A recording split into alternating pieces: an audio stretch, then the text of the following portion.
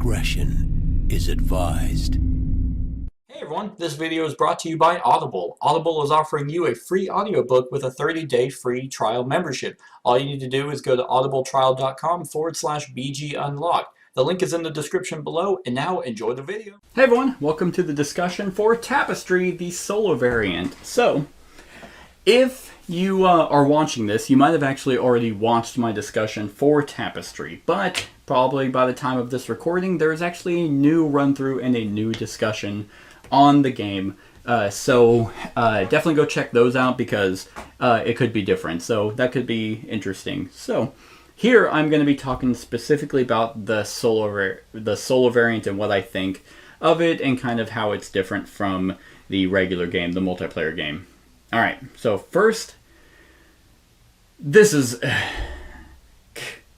a lackluster solo variant. I mean, just like the actual game. I mean, it's okay at best. It does, here's the benefits, or the positives. It does a pretty good job at actually managing two different players, because it's not just you versus an AI like most solo variants. It's actually you versus the Automa and another Shadow variant. But the Shadow variant is just really just kind of a ticker to really just kind of remove more of the landmarks and kind of to stop you from really getting them. And they kind of mimic the Automa by having a favorite track and things like that it's primarily going to go up, and it does it in an okay fashion. But here's the thing. Even though it does that relatively well, I've never played a solo variant where you're actually controlling two other people, unless it's a cooperative game and you're literally controlling two other people. But it's just boring. I mean, you're playing the game really the exact same way. I mean, you're trying to go up a track faster than the other ones are going up a track. And in all reality, it's relatively easy for you as a player to do so. So that's a benefit. Like, you don't have to sit here and struggle and like trying, okay, I need to get resources so I can go up these, and while the Automa just draws a card and just goes up the track. So that's a plus, I guess. And the Shadow variant, by the way, also can at least block you from completing a track. I actually got 5 more points because I did complete a track the second time. So, 56. It's 3 points away from lapping it. But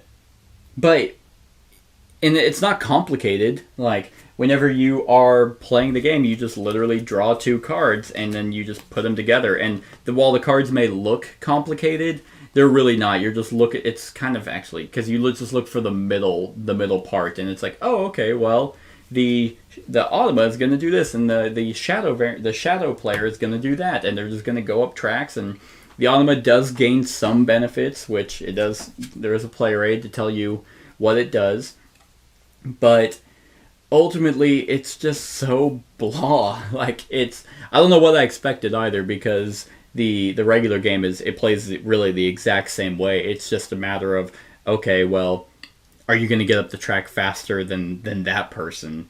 And if you do, yippee, then you get the landmark to place on your thing, which I guess kind of looks cool.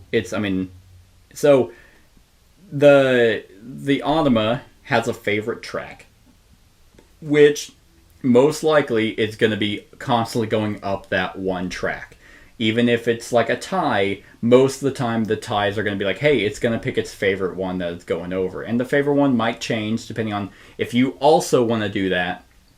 So, like, if let's say the Automa's favorite one is military, then it's like, well, if I also want to go military and I'm, pumping faster than it is, because it might not always go up there, then whenever it does an era turn, it's going to change it. So then it's like, okay, well, if you're going to go military, then it's going to go to something that it can try and grab landmarks and stuff like that, because it's going to capitalize off those points. I will say that it is manageable. Like, it doesn't gain tech, so you don't have to worry about upgrading technologies. It doesn't gain Tapestry, so it just kind of will slowly. It's just to show the progression of what the multipliers are going to be. I like how the board tells you exactly, okay, well, it's level 2, so it's going to do this, then this, and this, and it's going to go down the row. which is pretty nice. You get to change up your like what kind of like their civilization is, whether it's a scientist or on the back of this one it's engineers, so like, or explorers. So in this case, like the explorer's income turns 2 and 4, it's going to go up on the explorer track, and then income turns 3 and 5, it's going to go up on the military track, because they go together. Scientists that literally will just roll the science die and move up that way. But that's it. Like, there's no meat, there's no thought to it. Like, it was just a matter of, okay, like, in all honesty, it really kind of felt like, okay, how many points can I get as the player? Like, it's almost like a personal best. Like, I got 256. In the run-through, I said 251, but because I forgot that I actually completed a track, which would have gotten me 5 points. But you're sitting there, and you're just like, okay, so I got 256. Can I play it again and beat that? 256 is a pretty damn good score. I mean, I could have really only capitalized it more as if I actually went science as well and just gotten a shit ton of points, because I got a lot of rows and stuff completed because I was able to actually pump out exploration and science and technology, which are really kind of the technologies sounds like almost the route to go every time, just because you constantly gain buildings and resources and points, and some of them actually allow you to go up on certain tracks. So it's like, all right, well, that's really good. But also the technologies that came out did benefit off the exploration, so that was good. And the tapestries I had just kind of, made some thematic sense. So that was nice. But you don't, I mean, there's no real player interaction in a multiplayer game, so it kind of works for solo, because you're not having to, like, you are racing them, but they're so abstract, and the shadow player is just kind of, why the fuck is that even in the game? Because it doesn't gain benefits, it doesn't gain points, it's just really there to steal landmarks from you. Whereas the Ultima does steal landmarks, and you don't want them to have them, because it's like, alright. So pretty much what you kind of learn to do in the solo variant is you're like, okay, what are their favorites? I'm not going to do that. Like, that's literally what I did. Was, okay, their favorites are science and military. Okay, I didn't do either of those because it didn't matter. And so I was left free to actually do exploration and technology. Didn't have to worry about them stealing landmarks, didn't have to worry about them constantly cycling the technology cards. It's just, alright, that seemed to be the strategy, because whenever you realize that they're not gonna, if they're higher than the rest of them, like, then they're not gonna change their favorites. So it's like, okay, well, then I'll just leave that alone.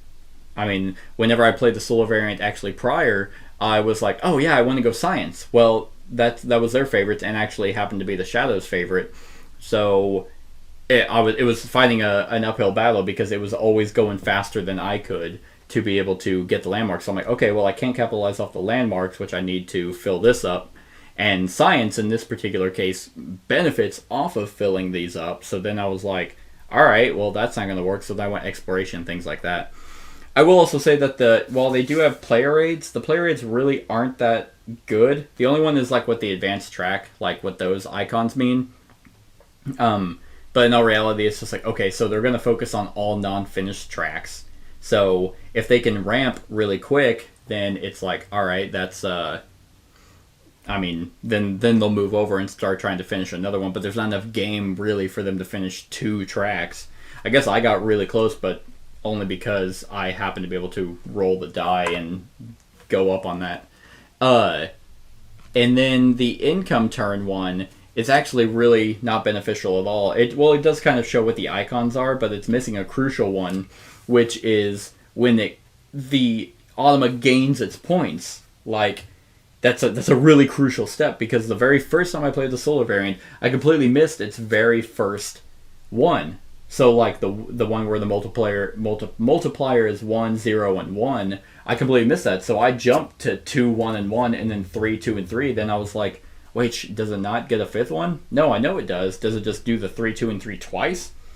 It also doesn't explain that you advance their tokens like another time during their income phase. It's like, okay, so based off the last one, which I probably forgot to actually do, they advance again. So if it was this, oh, you can't even see it, but if this was the case where it's the Automa does any unfinished track and then the Shadow player does the same, it's like, okay, well, that's their turn.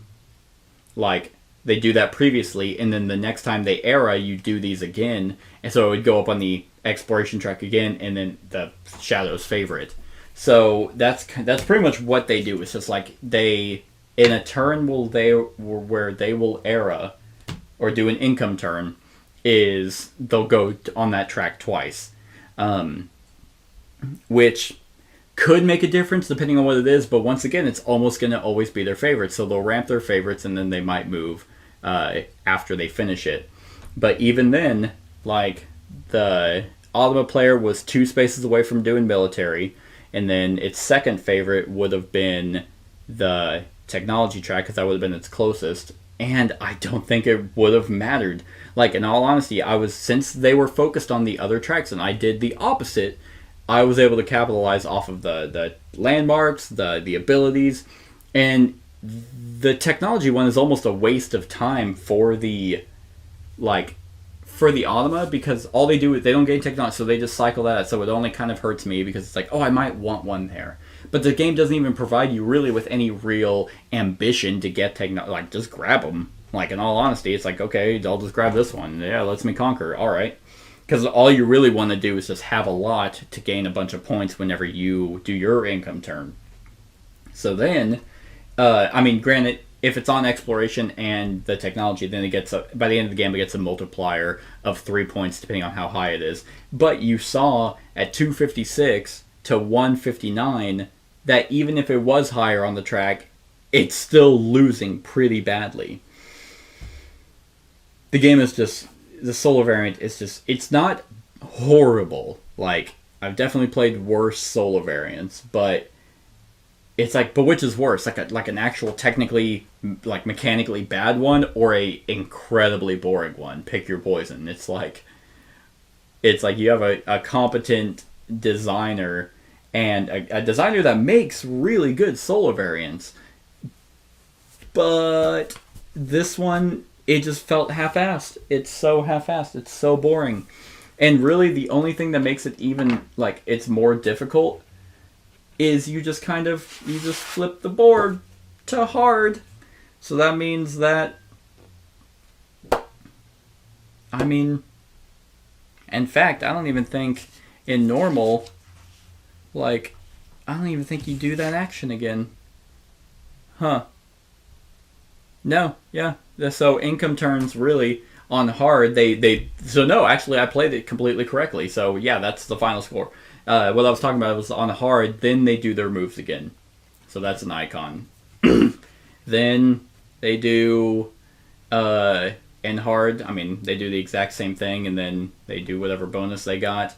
The multipliers are higher. It goes 101, 101, then 212, 211, 222, 212, and then 334 instead of 323. So, like, by the end, it's like, all right, so then they're just constantly, they're going to be adding more cards. So, really, it's like they just get more turns than you do. And so that's what makes it hard. And that's absolutely boring to me. And then even if you were to attack them, literally, what they do with these Tapestry cards is they just sit there and be like, you just cycle through them, and, oh, there's a trap. Okay, it didn't. You didn't. And then those go away. And then you do it again if you attack them again. And then it's, oh, there's a trap, sorry. It's like, what? Oh, there's another trap. So I would have never been able to actually conquer them because they would have constantly had the stack of traps, which just seems like a really lazy way of preventing you from conquering them. Because not even another human player would have that many traps, because they might if they were constantly gaining Tapestry cards and just hoarding them, because they don't play the cards from their deck whenever they do their income turn. You draw from the top. I guess it's to compensate really the fact that, in the exploration tiles, that's just weird. The way they break the hex, it's just kind of like, okay, like, it would be better if you could like decide as them. I mean, if you wanted to make it easier on yourself, you could sit there and be like, oh no, they wouldn't go there. But if you really wanted the challenge, you could be like, clearly they would place it there. The rules don't explain if they get points off of the stupid terrain rule. You know, if you match terrain around it. So, because once again, the solo rulebook is like a leaflet, a little, almost it's 4 pages. So there's no clear way. You can also add, I mean, at level 2, they're Automa the average, but then like you can do a level 6 where it's Automa the Crusher of Dreams, which like they just go all up on the track once and then whatever. So yeah, it's just not fun, and just kind of, it's just meaningless to actually play it because there's no any thought-provoking like way. Oh, it's like, okay, so if they do this, then I could do this. There's none of that. Maybe once where it's like, okay, I'm trying to race them on this track. What's the possibility of them going before me to get that landmark? That's it. That's really the only thought that you got. Or what's the chance of them attacking me? But in this game, attacking doesn't mean anything, so it's like, okay, well, they attacked me. They're getting more land. I guess I can conquer and fight them back, but oh no, gonna go through their Tapestry deck to see if there's any traps. It's just stupid. The only benefit that I got was that I got to test out what space travel's like, which is pretty cool, actually. I kind of like the little space travel exploration tiles because they're pretty beneficial, especially if you can do it multiple times. So, yep, that's that. That's Tapestry as the solo variant. I guess on a scale of 1 to 10, I'm gonna give it a 4. Like, it's not lower because it works. Like, it's a solo variant that you can play. The Shadow variant, I guess you could also play with 2 human players. And it's just a thing that you just move it up on the track, just I guess but it doesn't gain points. But it's definitely a below average in terms of the solo variant as well. Like, this is very, very below all of them, except maybe Root.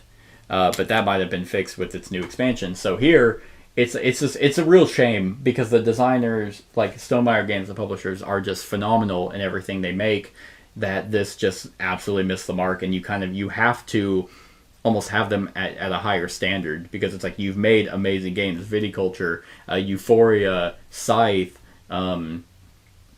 Between Two Cities, it's like all those games are fantastic. Then you have this, and then the Scythe solo variant is awesome. The Wingspan solo variant is awesome, and then you have this one, and it's like, okay, like I couldn't even justify, hey, the price. Like, it's like, no, like even if the regular game was okay at best, it's like, well, don't want to pay $100 for that. Definitely don't want to pay $100 for the solo variant here. So it just, for me, it just absolutely missed the mark, and it is what it is. So I would give this a 4 out of 10. I'd play any other solo variant. I'd even give Root another shot before the expansion. So that's my thoughts on Tapestry, the solo variant. Let me know what you think of it in the comments below. Other than that, like, comment, share, and subscribe, and have a wonderful whatever time of day it is for you. Hey everyone, thank you for watching, and I really hope that you enjoyed the video. If you would like to see more of my content, go ahead and click that subscribe button and the bell to be notified whenever I upload any new content. If you feel like supporting the channel, you can go ahead and click that Patreon link to be taken to my Patreon, and any help is truly appreciated. Other than that, stick around for any other run-throughs or reviews or cool top 10s or whatever I feel like putting on. Other than that, like, comment, share, and subscribe, and have a wonderful whatever time of day it is for you.